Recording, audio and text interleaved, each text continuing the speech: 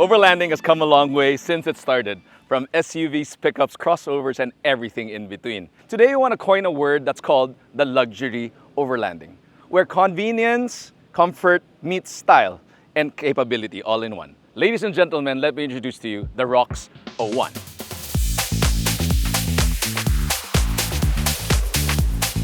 There are two models here with us today, which is the Sport and the Luxury. But let's go through the exterior to see what the differences are and what are key things that might be nice for you if you're checking out this car. First of all, what you have to understand is this vehicle is designed by Pininfarina. Pininfarina. It's a design studio somewhere in Europe that does beautiful cars and sports cars. Roll B-rolls of some of the cars that they've done. All right, let's move on. So what we have here, if you look at it, it is paired up with 20-inch rims with all-terrain tires, which are actually Scorpion tires from Pirelli. So that's the all-terrain tires of the Rox. To pair that up, it's also included in the Sport package is a roof rack on top, and you have the kitchen in the back, and basically some aesthetic pieces that make it look sporty. On the luxury trim, what sets it apart are the high-weight terrain tires. And basically, they take out the roof racks and the tow hitch that's available in the Sport. If you look at the front fascia of the vehicle, what I would call it is a very futuristic looking car. I told my guys that it looks like Iron Man's helmet with that light combination, but they don't seem to agree. But anyway, the point is, it has a very modern presence and it's very present on the road. It's actually bigger than what it looks. But we'll talk about that when we're driving and how it feels like as we go. All right, so let's talk about some numbers. The approach angle is 22.2 degrees, the departure angle is 25 degrees, and the breakover angle is 19 degrees. That's not a lot, but you do get 205 millimeters of clearance and 700 millimeters of wading depth.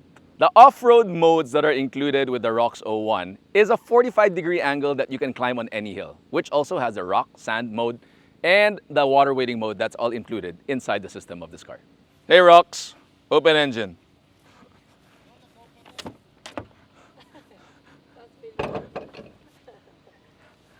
That's called a manual override update. Where's the engine? It's under this. The Rox 01 is an EREV vehicle. What does that mean? Extended range electric vehicle. As compared to a PHEV, a plug-in hybrid vehicles. The main difference is an EREV is an electric car that has a motor, a 1.5 liter to be exact, that acts as a generator to charge the batteries of the car.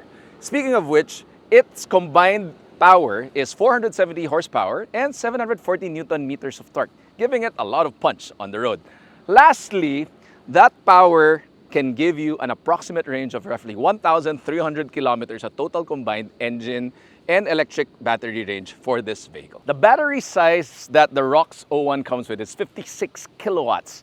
That's probably double of any other PHEVs that you might see in the market.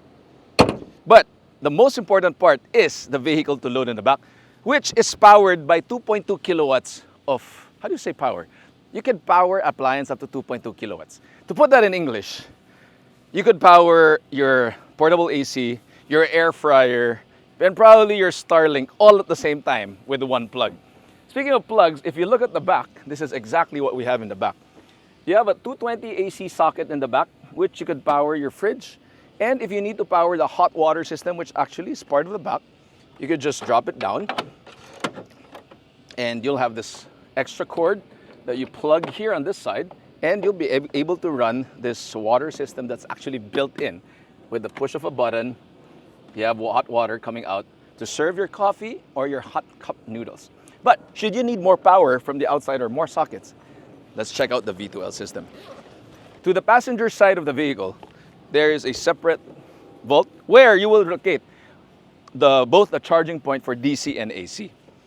So all you have to do is take this out, plug in the AC plug, and voila, you have a powered 220 extension cord basically straight from the vehicle. This would be useful, especially when we use the tents up there. You could put it up and you can charge your appliance up there or anything that you might be bringing to camp, which make this a very unique camp vehicle or a luxury overlander as we call it.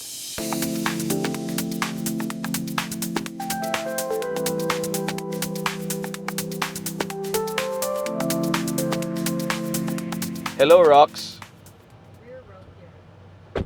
Close rear sunroof. Sunshade closing in progress. Thank you. It's quite hot today. Temperature for the rear row difference. In the interior of the Rox 01, you can see that this is equipped with 7 seats. And the second row is where you want to be on those long drives. With 2 captain seats that's extremely comfortable, voice command that's included in the back. And check this out, it comes with a rear screen that you could completely command all the features of this vehicle. Included also in the back of this vehicle is an HDMI port where you could easily plug in any of your consoles, your favorite TV shows, or any other programs you might want to put on the screen, including your work, which makes this a great movie night campsite setup for you at night if you're in a cool place to just watch any of your favorite movies or YouTube videos. The rear row of the Rox 01 is as spacious as it gets for a 7-seater SUV. You could cross your legs, great headroom, nice padded leather seats. This is my driving position, and there's more than enough space, ample legroom for you to stretch out on those long drives.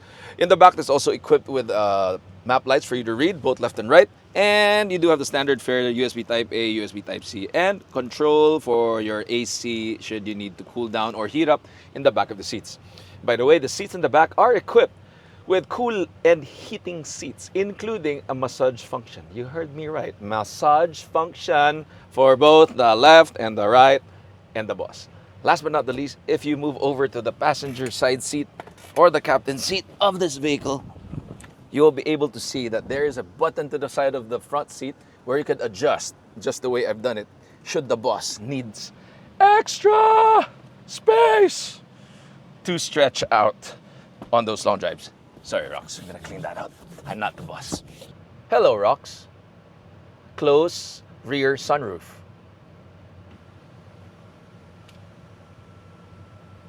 While the sunroof is closing, if you do like the content we are doing, do like and subscribe to our YouTube channel and hit the bell button so that you'll know when the next content will be coming out. Perfect timing. Let's move on the front of the vehicle to see what other features the Rox has to offer. A very luxurious steering wheel, which I can't complain about in terms of leather quality. It is nice to touch. Huge infotainment screen, both on the front and on the middle, which can control everything. But what's nice also is in the middle, you have 2, wireless charging ports. You can just leave your phone here on the left and the right, and both will charge. 2 cup holders and a basic steering wheel. A basic shift knob with park, reverse, and drive in the middle. If you look at this, of course, everything is double stitched with a nice plush leather. I'm not sure if this is all Alcantara leather, but I do believe it is of high quality leather, and it is nice to touch and nice to feel. All the touch points are of soft, so there's nothing to complain about. You really do get the feeling of luxury in here because we are, after all, in a different market called the luxury Overlander. Let's check out the infotainment system. The feature on camp mode includes make bed, which I'm gonna see what happens. And when you press that button, it tells us that the bedding of the car, everything will fold flat. So let's say start making bed. Function to complete preparation. Let's see what happens. The first and second rows of seats will begin to adjust themselves. Please leave your seats. So check this B-roll to see how make bed looks like right now.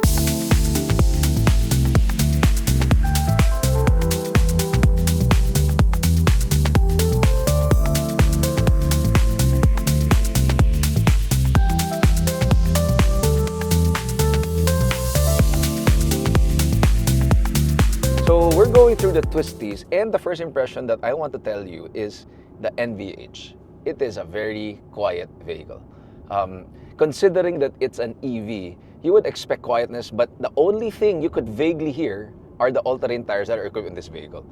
Which is not a bad thing because after all, this car is designed for you to go off the beaten track, and you would need some sort of traction aside from the normal highway tires if you are planning to take this off-road or in your average camping trips through gravel roads or crossing rivers and all that. But we'll get to that later. Let's talk about the power delivery because it's one thing to have the spec sheets, which probably is very, very high, around 450 horsepower and 700 Newton meters of torque. But the delivery on the car is what matters. And Let me see how it feels like. Oh. So yes, it is power on demand at what EVs should feel like, and there is not lacking in terms of the baon feel in terms of driving this vehicle. So it is a very powerful car for the size.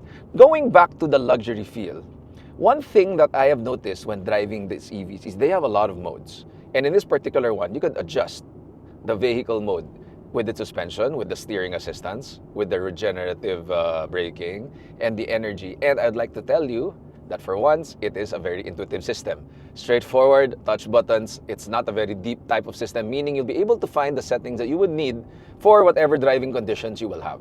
So right now, I'm in Tanay doing this twisty. So I wanted to put the system on sport mode.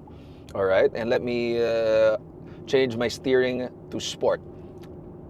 Regenerative braking low, and let's try how it feels like. Automatically, instantly, you would feel the steering wheel get heavier on sport mode. And I could say that with the sport suspension, the body roll is significantly reduced on the vehicle, giving it a more planted feel on the curves. Now, that says a lot for me for this vehicle because, you know, punching at a 4 million mark for an EV Chinese vehicle, you gotta be able to deliver a lot of what a luxury comfort car feels like. And I am glad to tell you that, yes, it does deliver on that end. The modes that are on the car actually work. The modes on the vehicle does change the settings of the vehicle when you are driving the car. Switching the car to comfort mode, since we did come from our house to if you're driving through EDSA on your city roads, I like to put it in comfort mode and standard. And let me have a feel of it again. And automatically you get this plush ride that eliminates the corrugations of the road, meaning it gives you a more cushy experience with the suspension. And you know, we've driven a lot of adaptive suspensions, and this is one of the more how do you call it, responsive in terms of differentiating each mode for the suspension systems.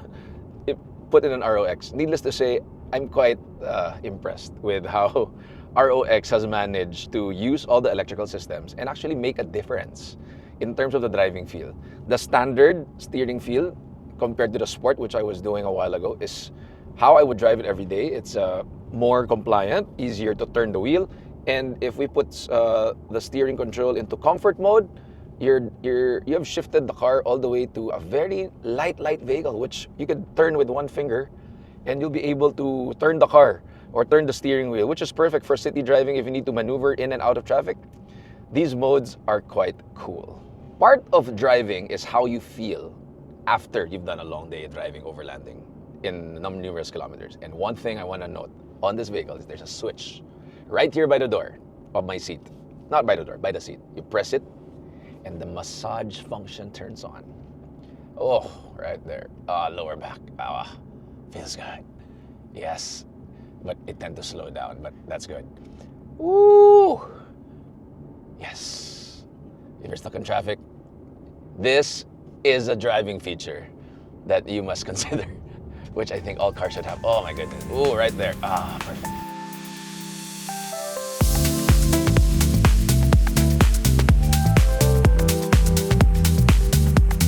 Alright, so let's talk about the feature on this car that's called hill descent control. So once you get to the speed you like, you hit the button. The green light turns on here, and it keeps the speed without foot on the pedal, and that's how the hill descent control works.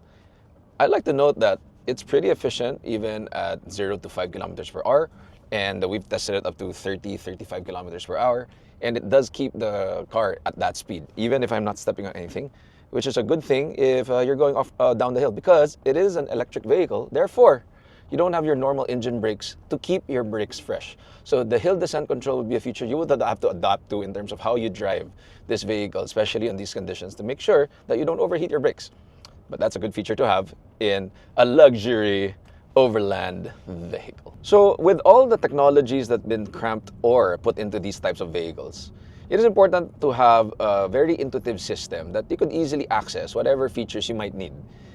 So we've used a lot of modes and models from different brands. But I like to focus that Rox has done a pretty decent job in making sure everything's accessible. I'm the driver, I may not have a secondary passenger, so I may not have time to fiddle around with all of the systems in the car, but they have conveniently put all of the major systems just in these 4 tabs on the screen, which I like. You put the first one, your Apple CarPlay comes out. Second one, the shortcuts comes out. Presets on how the seats are comes out. Third one are the vehicle things that you might need for your battery, like your hybrid system, your energy exchanging. And I like that all of the off-road features are in this one button. So you press that button, you can change the car to off-road, you could put it on sport mode, you can put it on sand mode, wade mode, all in one screen without going through a second step, if I may call it that way, to get into the system, which I like. So that means if I'm driving right now, I'm in a secondary back road in Tanay, and I feel immediately like, oh, the terrain has changed. I want to change my comfort mode to, let's say, standard mode, and I want my suspension for this to be comfort before I hit the hump. You're able to do it. So good job, ROX. I like that. I like the feature of having everything in one whole screen, that all of the needs for driving are just here. And if you need to go to your AC, yes, I still prefer a manual button, but we all do. They have put that one button here, and everything that has to do with the AC is here, including the seats. So if you press the seats and I want to turn on the massage, it's there. You want to put your cooling seats, it's there. All in one screen. I like that interface for the system that you put in. Okay, so now we've hit a part where we're about to cross a little bit of a terrain. And I'm shifting now. We've been on all-purpose mode the whole way, driving up here. Now I want to explore the left side of the screen, which includes snow, mud, rock, sand, and wade. First, let me put it on rock because we're in a little bit of a gravel road, and that will switch over to that. And it's just funny, there's small rock and big rock, but I'm just assuming it's just amount. You can see the amount of, I guess, torque on which is going. But I could understand that basically the rear is completely functioning with that and gives you more, what do you call it? Torque on demand, basically. And off-road cruise control, I'm not a big fan of using cruise control on off-road. I like to have control of my car. But let me move on. So from that mode, now we are entering a river cross. So let me see what we could do here. I'm gonna switch to wade mode, right? This is the first time for me to do this, so we will completely see what's happening on this vehicle. So we will enter the water and see how that goes. Wade mode, put it on drive. I guess that's it. So let's see how this goes.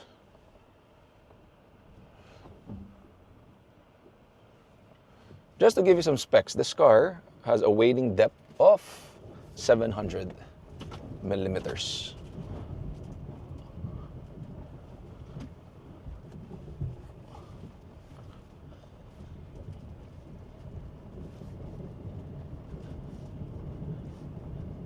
And I could easily see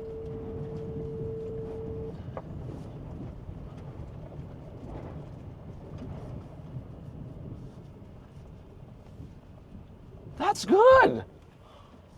You don't feel the bumps. You can see the water. That's pretty good. Better than I expected. So after river crossing a car, so it's good to know that the batteries of the ROX is IP rated. Let me double check on that, but we could put it on the link in the description if how much the IP rating is. But basically, it just shows that there's a level of waterproofing that you could have confidence in, even if you're water crossing. Just to note, of course, when you're river crossing, always check the depth and make sure that you know what the capabilities of the car and the technique, proper driving technique, as slow as possible, as fast as necessary, as we always say. But at the end of the day, as you can see, you could really cross basic campsites here in Tanay without having any problems, actually, with these types of vehicles nowadays, as long as you're not doing any crazy trails. Plus, the comfort. That back massage, I gotta say it again. I haven't crossed a river while having a back massage in the back in a vehicle that I'm driving off-road. So those are the little things that you might want. And when you're done river crossing, go back to auto, go back to sport mode, and you'll be back on the road doing concrete driving in no time with such an intuitive screen that I like to fiddle around with.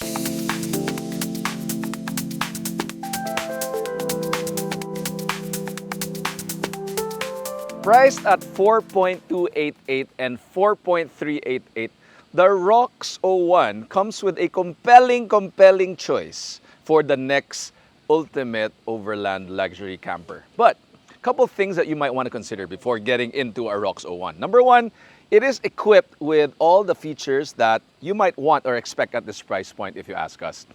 I must say that the all-wheel drive system is something of a very sophisticated system that actually does work with the sport, the comfort, and all the driving modes that you might want for off-road capability. It may not be the best tool for going off-road, but for your weekend camper or your weekend Tanay trip, it more than does the trick. And as you can see here today, we've done that. Also, a couple of things that I might add if I were to be the product planner for Rox is probably an air suspension, maybe not, or an adjustable suspension, just to give a little bit more clearance, because it might come across, you know, a little bit of difficulty if you have big rocks underneath. You might even scratch the bottom. But those are minor gripes that I think can be fixed with an aftermarket suspension or an aftermarket wheel set. So those are little things that might need improvement. Also, some things to note, if you're into buttons, there are no buttons in this vehicle. Everything is located inside the screen. Given that, it depends which direction you want to take. If you're more old school, you might prefer the buttons. But if you're the new overlanders or the new off-roaders who like all the features and tech in a screen, it's one of the best intuitive screens that I've used so far in this new generation type of vehicles. Is the Rox 01 the next luxury overland camper in the market? That's for you to decide. For me, I'm gonna take this out for a spin, maybe spend the night, have a nice cold drink, and enjoy the rest of their stay here in the boondocks. So this is Joel from Overland Kings, and we will see you on the next adventure. Bye for now.